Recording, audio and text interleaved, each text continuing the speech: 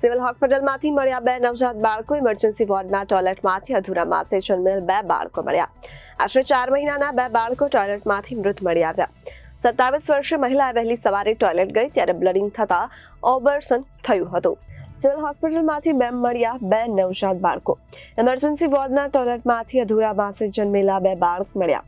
આશરે 4 મહિનાના 2 બાળકો ટોયલેટમાંથી મૃત મળી આવ્યા. 27 વર્ષીય મહિલા વહેલી સવારે ટોયલેટ ગઈ ત્યારે બ્લીડિંગ થતા ઓબર્સન થયું.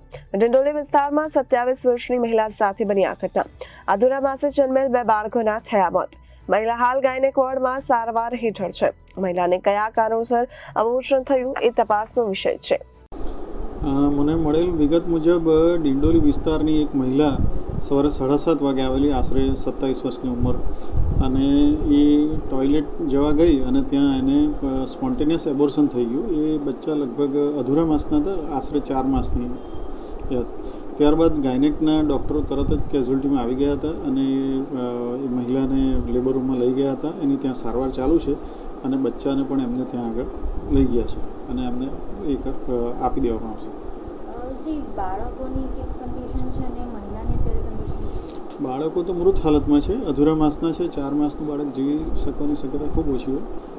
મહિલા જીવિત છે ને તંદુરસ્ત છે અને એની સારવાર ચાલુ છે.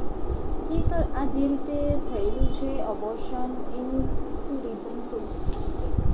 એ મહિલાની તપાસ કરતાં ખ્યાલ આવી શકે.